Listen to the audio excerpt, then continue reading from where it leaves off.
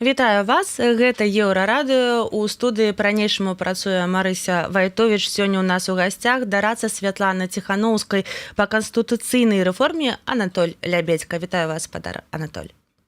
Вітанне, Марыся, вітанні слухачы, гледачы. Гаворым пра заяву Ціханаўскай, якая адмовілася ад удзелу ў будучых прэзідэнцкіх выбарах, пра першыя тыдні працы новага складу каардынацыйнай рады, канферэнцыю новай Беларусі і пра тое, што сёння можа вярнуць беларусаў у палітыку. Я заклікаю вас усіх быць актыўнымі, пакідаць каментары, пытанні ў чаце пад нашым стрымам, калі для вас гэта бяспечна. І пачынаем. Святлана Ціханаўская сказала: калі будуць свабодныя выбары, я ў іх удзельнічаць не буду. Гэта прагучала нечакана. Вы ўспрынялі гэтую заяву як вызваленне беларускай палітыкі ад персаналізацыі ці, наадварот, як адмову ад важнага сімвала? Давайте я паспрабую адказаць на гэта пытанне як палітык, які даўно ўжо ў беларускай палітыцы ведае не толькі яе змест, але і кулуары, і персаналі, а таксама паспрабую адказаць вуснамі экспертам. З палітычнага пункту гледжання гэта вельмі моцная заява. Пра што яна нам сведчыць? Першае, што Святлана Ціханаўская застаецца паслядоўнай. Яна ўжо агучвала, што яе галоўная мэта – гэта вяртанне Беларусі да дэмакратыі, да свабодных выбараў, каб у мільёнаў выбарцаў быў свабодны вольны выбар. І яна паслядоўна ідзе па гэтаму шляху. Па-другое, яна якраз заяўляе, што у яе, прабачце, далоні не сіняга колеру. Яна не гатова і не хоча трымацца за гэтую ўладу. І скажу сапраўды, падаўляючая большасць ніколі не бачыла Ціханаўскую такую самотную, стомленую, а вось мне прыходзілася бачыць. Палітыка стамляе, асабліва калі ты аддаеш усяго сябе. І па-чалавечаму я яе тут якраз добра разумею. Таму выбар застаецца за ёй, это безумоўна, але я ўсё ж такі хацеў бы, каб публічная дыскусія на гэтую тэму захавалася. Чаму? Таму што калі глядзець ужо вачыма эксперта на гэтую сітуацыю, то мы будзем вяртацца ўсё роўна да нейкай палітычнай сістэмы. Я спадзяюся, што гэта не будзе тое, што ёсць сёння, калі улада адабрана у людзей, у выбарцаў і перададзена у сінія рукі аднаго клана, адной сям'і. Я спадзяюся, нават, што гэта не будзе канстытуцыя 94-го года, таму што гэта прэзідэнцкая форма кіравання, дзе ў прэзідэнта вельмі моцныя паўнамоцтвы як кіраўніка выканаўчай улады, як кіраўніка дзяржавы. Я маю спадзеў, што будзе попыт на Конституцию новой Беларуси, а вось яе палітычная сістэма – это парламенцкая республика, улада знаходзіцца ў парламента, які абірае моцнага прэм'ер-міністра, але захоўваецца і пасада прэзідэнта. Але без вось тых паўнамоцтваў, якія ёсць сёння, якія былі нават у 94-м годзе. То бок гэта нешта сітуацыя нагадвае Польшу альбо Літву. Але прэзідэнт усё ж такі не проста нейкая такая цырыманіяльная пасада, ён мае пэўныя паўнамоцтвы. І гэтыя паўнамоцтвы звязаны з знешняй палітыкай. І вось тут, калі я гляджу на беларускую палітыку, на асобу, то я прызнаю відавочны факт. Самы моцны прэтэндэнт – гэта Святлана Ціханаўская. І тут я хачу думаць інтарэсамі дзяржавы. Бо мы, калі зменіцца ўлада і будзе новая палітычная сістэма, часу у нас будзе не так шмат. І калі выбіраецца абсалютна новы чалавек, а магчыма ён і непрадказальны, таму што будзе і папулізма хапаць, то першыя там месяцы ён будзе аглядваць свой кабінет, яшчэ першыя 2 гады будзе вывучаць, што за паўнамоцтвы. Ціханаўская можа працаваць на наступны дзень.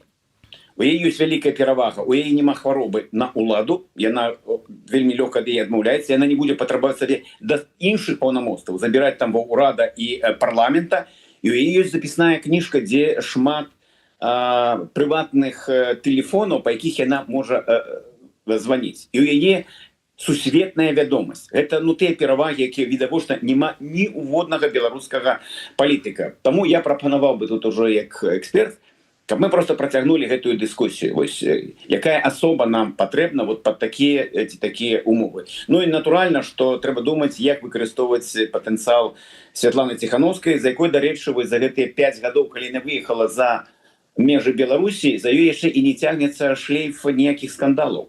Вось калі яна ўжо працавала вось тут, пачынаючы Літва, зараз Варшава, па ўсёй Еўропе, па ўсім свеце. Гэта таксама вельмі важная якасць, бо мы ведаем, бачым іншыя сітуацыі. Куча скандалаў. А мне падаецца, што можа быць такі прыклад, як у Фінляндыі. Маленькая краіна, але вельмі папулярны, вядомы прэзідэнт Александр Ступ. І вось ён зрабіў, што маштаб маленькай краіны ў міжнароднай палітыцы значна большы, чым самі магчымасці і памеры краіны. Таму тут трэба вывучаць гэты досвед. Ну так, але ну так сабе, Беларусь маленькая краіна, Беларусь не маленькая краіна. Калі параўноўваюць шмат з якімі краінамі Еўропы, таму кожны досвед такі, але правільна, што трэба вывучаць і быць знаёмым з рознымі досведамі розных канцэпцый. Ось, але хацела яшчэ вярнуцца да заявы Святланы Ціхановскай. Так, у гэтай заяве ёсць яшчэ адзін пласт, калі галоўная фігура дэмакратычных сіл загадзя выходзіць з будучай выбарчай кампаніі, так, ці не ўзнікае ў людзей адчуванне, што і самі выбары гэта ўжо не тое, пра што варта ўвогуле думаць сёння? Не, яе заява не абнуляе выбары. Наадварот, яна якраз гэтую тэму ставіць у павестку дня, і чаму я говорю, што нам патрэбна публічная дыскусія. Але яна гаворыць пра іншую якасць сітуацыі. Ведаеце, гэта вот зараз цяжка было зацягнуць людзей на выбары ў каардынацыйную раду. І тут ёсць гэтаму тлумачэнне. А я узгадваю вось час 90-х, ну там выбіралі дэпутатаў, але мы можам нейкія паралелі правесці, хапала кандыдатаў, ну, вот з коптарам. І толькі ў людзей з'явіцца права выбара, кандыдатаў будзе больш чым. Але зараз мы павінны фармуляваць нейкія правілы. І адно з гэтых правілаў, што палітыкі, якія прыходзяць у палітыку, яны не прыходзяць назаўсёды. Што ў іх павінны быць межы, берагі. Што ў іх яны павінны трымацца грамадскай думкі, што абмежавана іх знаходжанне. І пра гэта гаворыць Святлана Ціхановская. Яна гаворыць, моя задача вярнуць Беларусь да дэмакратыі, стварыць умовы для выбараў, а вы потым, выбарцы, выбірайце. А вот выбар з каго выбіраць, я думаю, што гэта будзе нават там не адзінкі. Это будуць дзесяткі людзей, якія пойдуць у палітыкі. Пытанне, якая якасць, і ці змогуць яны прафесійна працаваць адразу на наступны дзень. Ну вось, дарэчы, 6 гадоў таму галоўным патрабаваннем былі свабодныя выбары.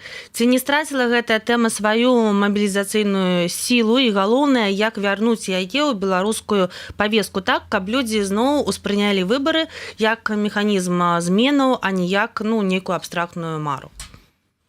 Ну, асабіста мне тэма гэта вельмі блізкая, таму што як толькі я прыйшоў на пасаду старшыні аб'яднанай грамадзянскай партыі, гэта быў 2000 год, і па 2017 год мы ўдзельнічалі ва ўсіх выбарчых кампаніях, і першым пунктам усіх нашых праграм былі свабодныя сумленныя выбары. Вярнуць людзям права выбару. Это ўжо крыху набіла аскоміну, мне нават калегі па партыйнаму цэху там, і з розных партый гаварылі: Анатоль, ты ўжо, прабач, задзяўбаў сваімі свабоднымі сумленнымі выбарамі. Людзей цікавіць шкварка і чарка. Гэта гучала даволі так прагматычна, але мы трымаліся ў гэтай стратэгіі. І 2020 год паказаў, што это была правільная стратэгія. Людзям, акрамя ўсяго, патрэбны ўсё ж такі свабодны выбар, каб іх галасы не кралі. Таму гэтая тэма не можа сысці з павесткі дня.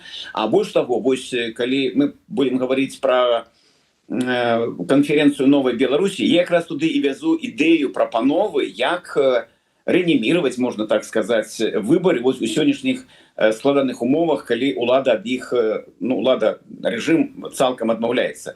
Гэта адказнасць наша, і пра гэта я б хацеў, каб мы гаварылі падчас канферэнцыі новай Беларусі. Дзякуй вялікі.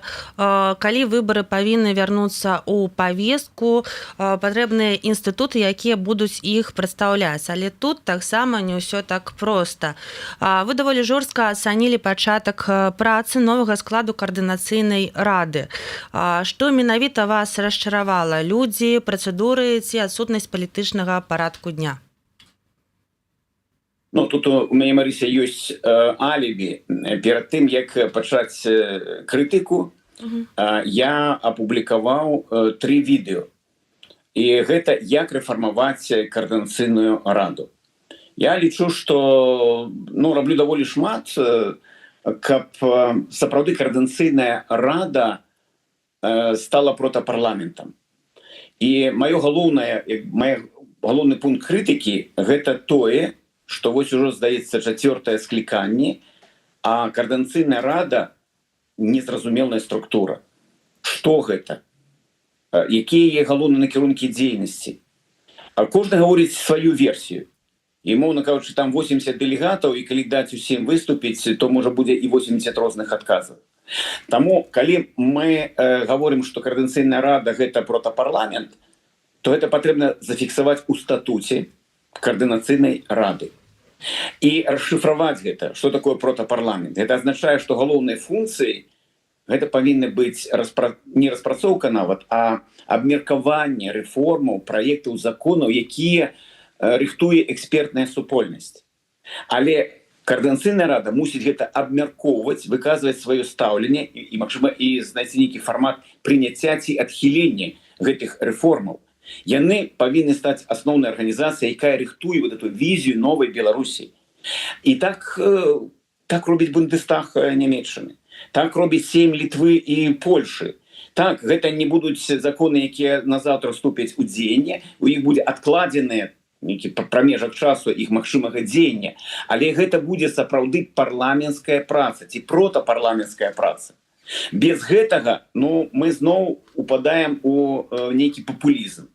Каардынацыйная рада не мусіць ствараць нацыянальную армію. Гэтым кабінет мусіць займацца. Яна не мусіць там выпускаць грошы ці што-небудзь іншае, ці пашпарты. Это не іх функцыі.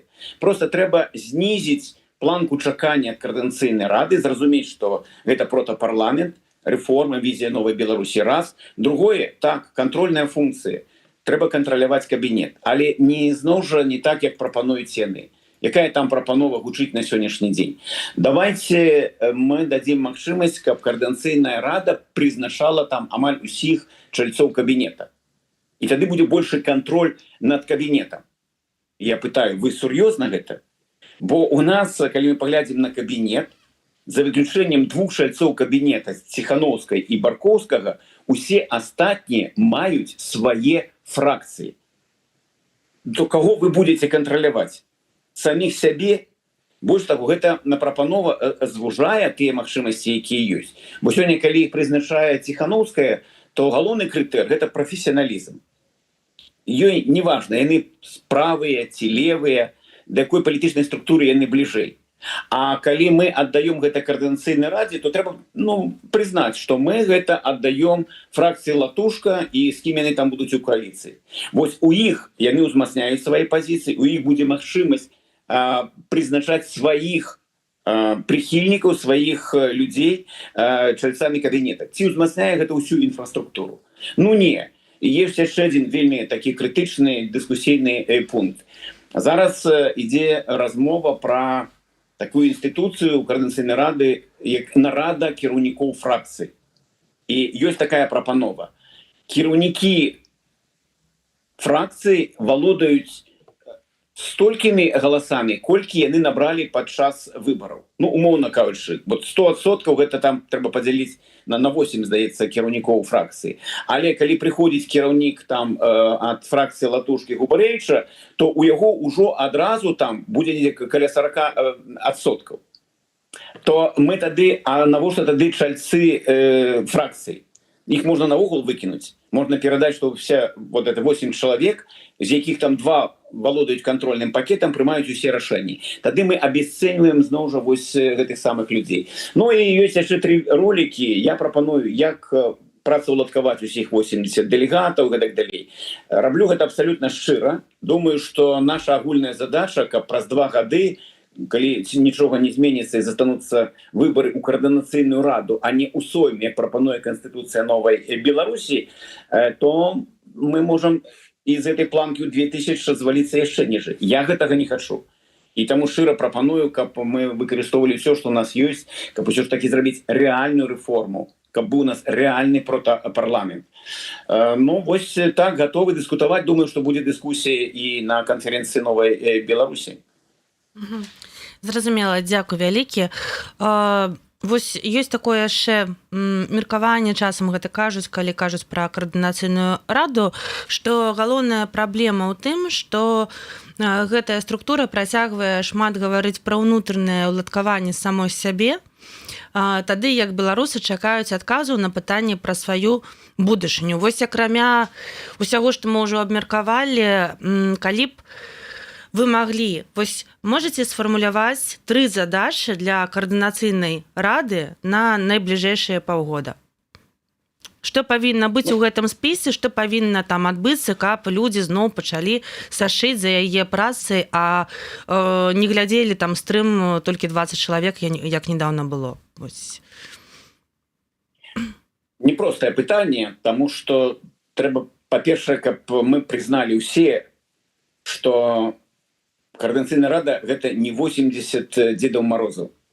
У кожнага якога ёсць там валізка, з якой ён можа даставаць нейкія пачастункі.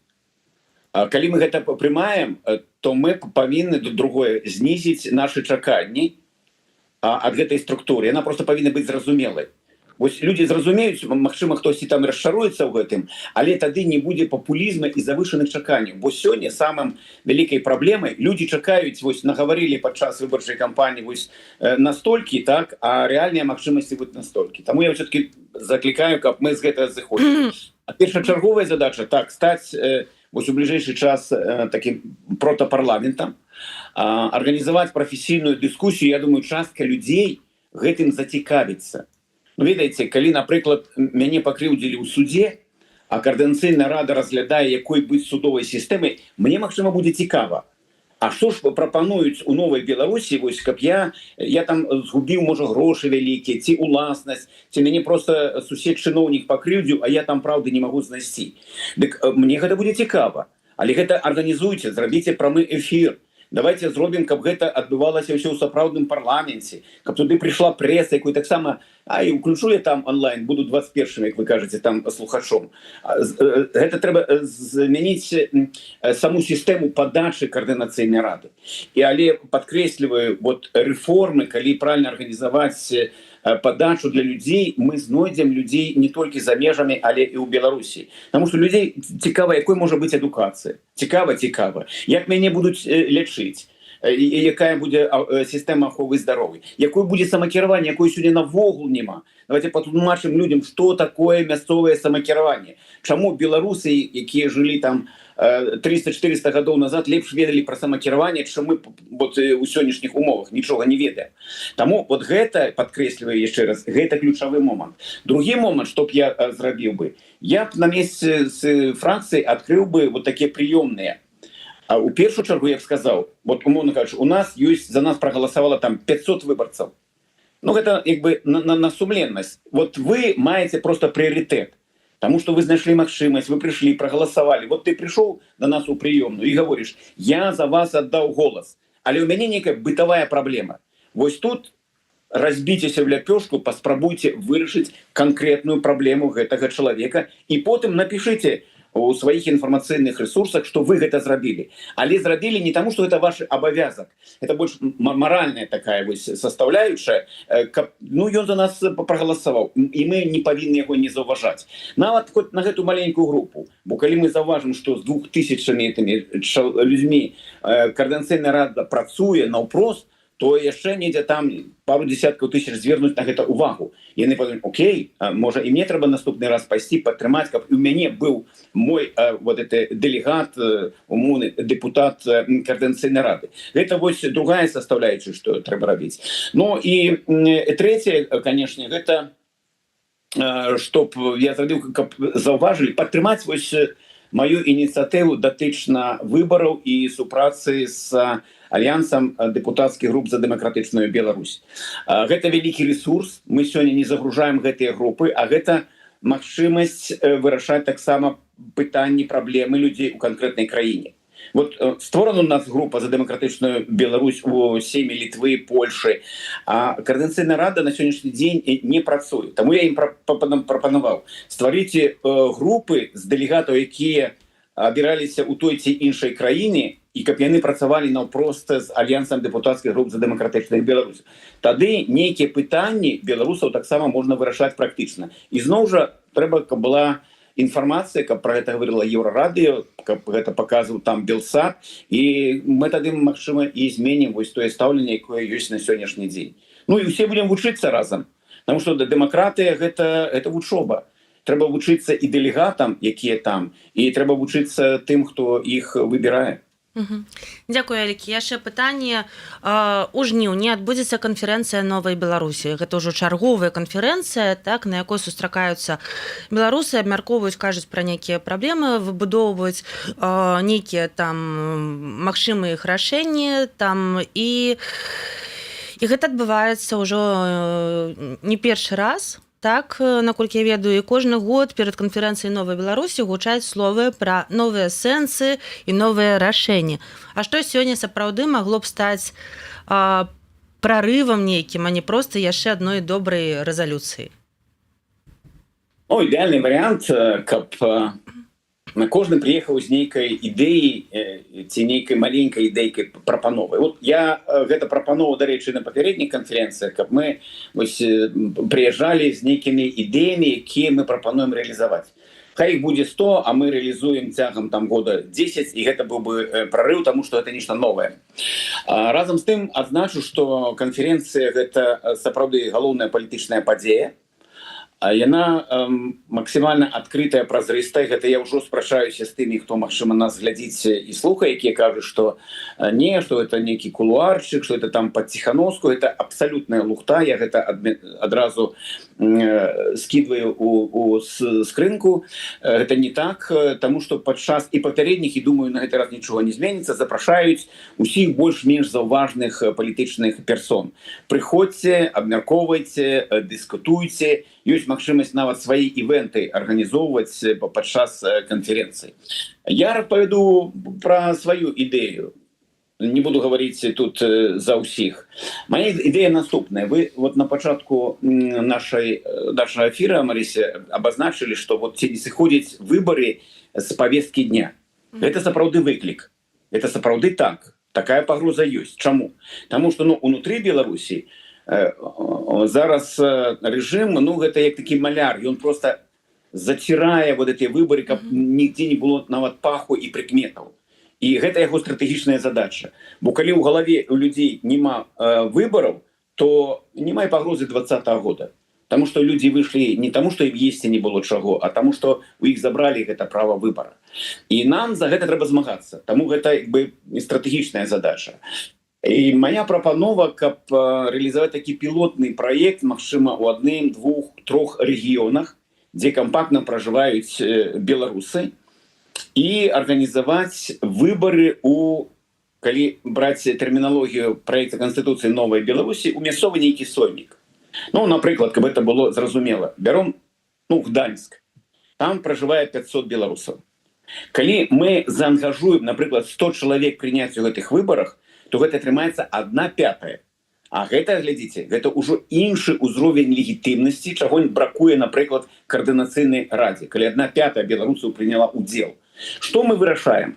Мы адразу актывізуем вот эту супольнасць, якая там пражывае. А гэта у нас таксама сыходзіць з павесткі дня. Мы гаворым, глядзіце, якія ў 2020 годзе былі актыўныя беларусы. Былі гэтыя дваравыя чаты, актыўнасць знізу просто біла ключом, гейзерам.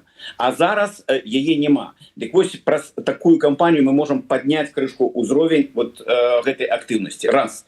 Другое, мы вырашаем пытанне прадстаўніцтва. У нас у некаторых краінах, не буду называць, каб не паказаць, пакрыўдзіць кагосьці. Беларусы адзін з адным толькі змагаюцца, хто тут галоўны, хто мусіць вось у гэтай краіне ці ў гэтым рэгіёне быць галоўным. Дык вот вам адказ на пытанне. Прымайце ўдзел у гэтых выбарах, выбірайце там 3-4 прадстаўнікоў гэтай соймік, але яны будуць мець легітымнасць вас прадстаўляць у камунікацыях з мясцовымі уладамі, з мясцовымі супольнасцямі і так далей. Это вырашэнне вот вельмі важнай праблемы.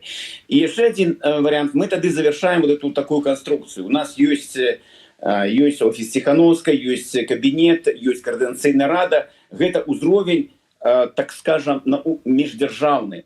Уніз у гэтых структур не даходзіць рукі. А калі мы арганізуем вось это знізу, то будзе такая двухузроўневая канструкцыя, якая аснована на выбарах. І мне падаецца, што калі гэты праект будзе паспяховым і пачнуцца выбары паўсюль, дзе пражываюць беларусы, яны будуць самаарганізоўвацца. Так, тут трэба нейкія правілы прапісаць, магчыма, тая коордынацыйная рада ці Ціхановская маглі б іх легітымізаваць, каб па адных правілах паўсюль гэта было. Усё астатняе гэта ініцыятыва знізу. І што тут яшчэ важна? Ніхто не можа сказаць, што гэтых людзей там прызначыла там Ціхановская. Яны там яе выконваюць. Не, гэта выбралі беларусы, якія жывуць у Гданьску. Это выбралі беларусы, якія жывуць там у Батуме, у Мюнхене, дзе заўгодна.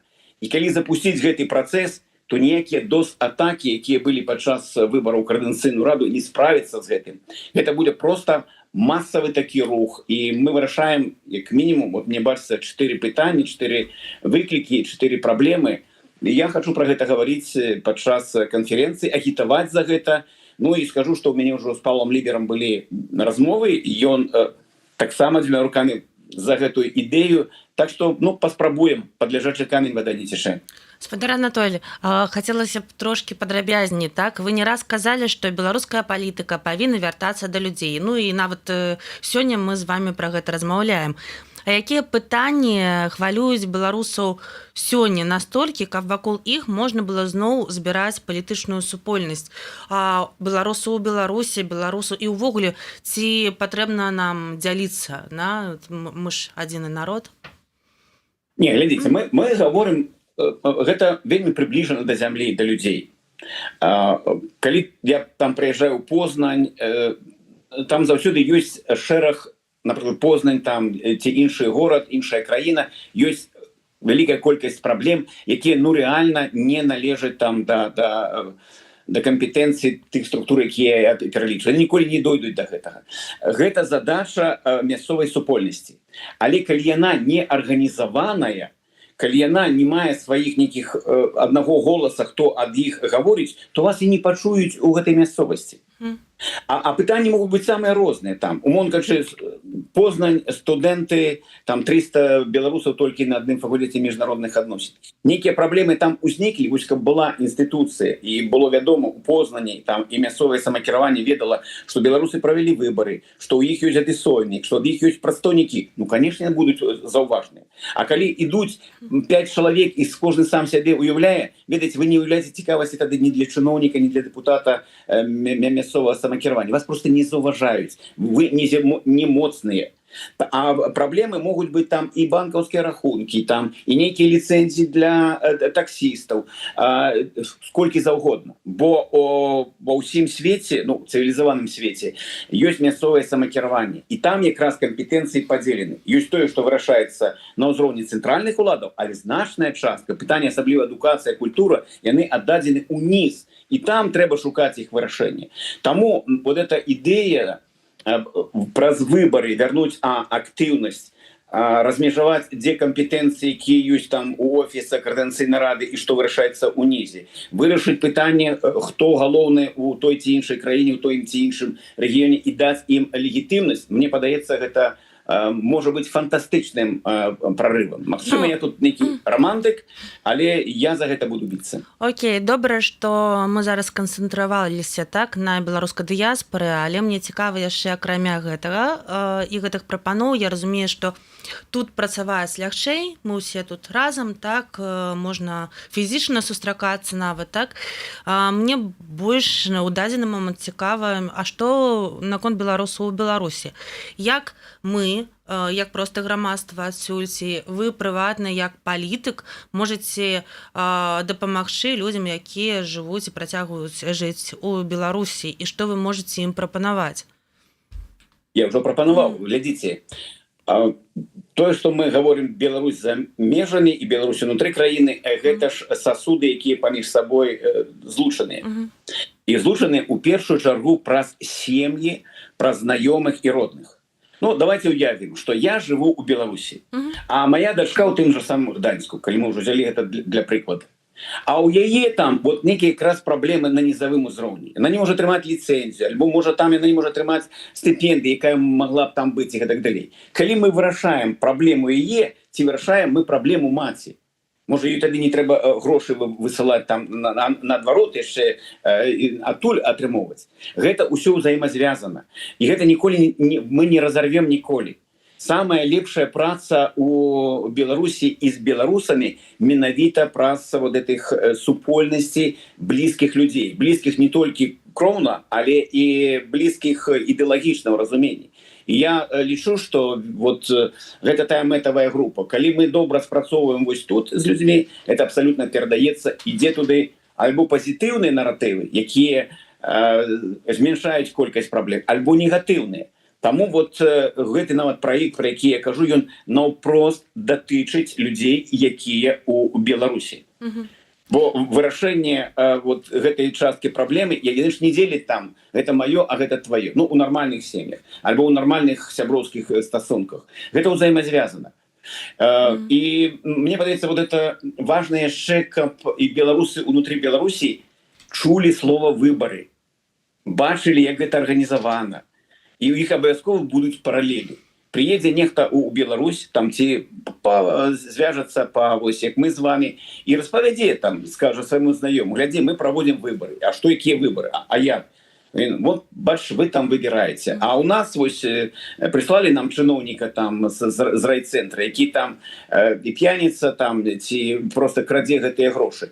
І тады у людзей будзе, ну, гэта важна выбіраць. То бок мы вот таким чынам і прасоўваем вот эту повестку, не даём ёй затухнуць свабодных выбараў унутры Беларусі. Так что я вот не выходзячы нават за рамкі гэтага праекта, а я думаю, што прыкладаў можа быць вельмі шмат і шмат. А мне тут ну, просто яшчэ цікава, напрыклад, як вы непасрэдна офіс Святланы Ціханаўскай, так, можа нейкія яшчэ прадстаўнікі дамсілаў могуць дапамагчы людзям, беларусам, якія праз сваю палітычную актыўнасць там, можа, 5 гадоў таму, можа, там пазней ці раней, яны страцілі працу, іх не бяруць на добрую працу, і часам нават на ніякую не бяруць, там цяжка уладкавацца, да? Вось. Ці можаце вы неяк дапамагчы такім людзям, вось, канкрэтна з такімі праблемамі? Ну, зноў жа, хоць мне ў сацыяльных сетках, я думаю, тут зараз накідаюць нейкіх пытанняў там з розных сфер, я імкнуся ўсё ж такі быць абсалютна такім сумленным і говорю, я могу несці адказнасць за два накірункі дзейнасці. Гэта праца з парламенцкай супольнасцю і пазітыўная альтэрнатыва праекта рэформ. Вот тут мяне можна крытыкаваць і ў хвост і ў грыву, як заўгодна. Што датычна вашых пытанняў, я скажу зноў жа за сябе. Ну вот на гэтым тыдні, адзін тыдзень. Я займаюся зараз адным пытаннем, звязаным з адкрыццём візы для жанчыны, якая згубіла свайго сына, і ёй просто трэба прыехаць на магілу. І это не моя адказнасць, але я яе вельмі добра разумею. І я бяруся за гэтую справу, і я гэта зраблю. А яшчэ адзін кейс абсалютна канкрэтны, ён датычыць аднаго журналіста, якога там праблемы з інтэграцыяй узніклі ў адной з краінаў. Зноў жа, гэта там не моя кампетэнцыя, але я ў гэта укладваюся. Таму трэба кожную сітуацыю разглядаць вельмі канкрэтна. Канешне, зараз няма магчымасці зрабіць нейкае бюро працаўладкавання. Няма такой магчымасці. І мы ведаем, што, напрыклад, тыя, хто за межамі краіны, ёсць спецыфіка кожнай краіны, як там беспрацоўных хапае і сваіх жыхароў. Але падкрэсліваю, ёсць нейкія пэўныя кейсы, якія можна спрабаваць вырашаць, можна ўсё. І я ведаю, вот тая загрузка, якая ёсць там і ў людзей на офісе, якія гэтым займаюцца, яна вельмі вялікая. Ну, тут трэба разлічваць яшчэ на тое, што я называю талака, і мы это ведаем. Калі з'яўляюцца там паведамленні, што камусьці трэба дапамога, ёсць нейкія пэўныя міфы, там, што людзі, якія там на офісе працуюць і атрымуюць нейкія заробкі, яны вельмі такія, я б сказаў, вельмі такія памяркоўныя. Але я, напрыклад, таксама лічу, што там 10, 15, 20 еўра ты можаш заўсёды на нешта дапамагчы. Таму талака, нейкія канкрэтныя кейсы можна і патрэбна спрабаваць вырашаць без нейкіх гарантый. Ну а ўсё астатняе залежыць ад нашай агульнай перамогі. Калі мы будзем у сваёй краіны, вот тады пытанне і працаўладкавання, і ўсё, я думаю, будзе попыт. Мы калісьці падрыхтавалі праграму «Мільён новых працоўных месцаў». Яна не міф, яна абсалютна рэалістычная. І думаю, што можа быць і дапамога ад еўрапейцам, але для гэта трэба перамагчы. А пакуль трэба выжываць, талакой дапамагаць адзін аднаму. Дзякуй вялікі. Пакуль мы яшчэ вось у гэтым блоку пытанняў хацела запытацца. Ведаю, што былі выпадкі, калі беларусам адмаўлялі ў абароне, так, за мяжой, бо нібыта недавно вось пра гэта пісалі, бо нібыта ў Беларусі скончыліся рэпрэсіі. Вось. І ёсць увогуле такія там чуткі, што ўвогуле можна вяртацца, і нічога людзі прыязджаюць, і нічога ім там не робяць, вось нібыта так. Што думаеце на гэты конт? Ну, не толькі думаем, мы тут і робім пэўныя захады. Вот тады ўзнікае разуменне, калі мы говорим, вот мы літаральна ў гэтым месяцы стварылі ў парламенцкай асамблеі АБСЕ дэпутацкую групу за дэмакратычную Беларусь. Туды ўвайшло 37 дэпутатаў з 18 краінаў. І некаторыя говорят: слухайце, навошта гэтая група? Так я вось адказваю. Вот гэта адказ на ваше пытанне. На ваше пытанне. Таму што гэтыя дэпутаты, якія прыязджаюць на парламенцкую асамблею АБСЕ, яны ўсе ўваходзяць у нацыянальныя парламенты. І менавіта ў большасці выпадкаў парламенты альбо урады у камунікацыі з парламентам прымаюць такія рашэнні. Яны фіксуюцца на ўзроўні рашэння ўрада альбо парламента. І вось, калі ў гэтай парламенцкай асамблеі прыязджаюць прадстаўнікі рэжыму Александра Лукашенка, а яны з'яўляюцца чальцом, вот яны распавядаюць, што няма пагрозаў, што няма палітычных вязняў, і цяжка тут абмануць літоўцаў ці палякаў, так, але гэта можна рабіць з дэпутатамі з Мальты, там, з Партугаліі, дзесьці з далёкіх краін. Дык вось для таго, каб вот такіх рашэнняў не было, і яны не прымаліся на палітычным узроўні, мы павінны мець сваё прабеларускае лобі. А як яго стварыць? Вот калі будзе адмысловая група, мы ж туды не зацягваем сілком дэпутатаў, але калі яны ўваходзяць, калі яны структураваны, калі мы там зараз маем сваю яшчэ легітымізавалі дэлегацыю, то прыязджаюць ужо не толькі пасланцы Лукашэнкі, але мы прыязджаем на гэтую сесію. І яны ў большасці выпадкаў не рукапажатныя. А мы можам сустракацца з кожнай дэлегацыяй, мы можам прапановваць рэзалюцыі, і тады мы зменшаем вось тую праблему, пра якую вы гаворыце. Калі нас там няма, а там прысутнічаюць лукашысты, або яшчэ, не дай бог, расейцы, там кыргызы, таджыкі, ну так і будзе. І тады мы будзем здзіўляцца, а чаму вось это не зрабілі. Але гэта адказнасць, сапраўды, гэта адказнасць офіса Ціхановскай, іншых структур, каб гэтага не было, каб гэта не здаралася. Тут пытанне, кажуць, абсалютна да месца, і я да гэта сам маю дачыненне. І гавару, што мы робім.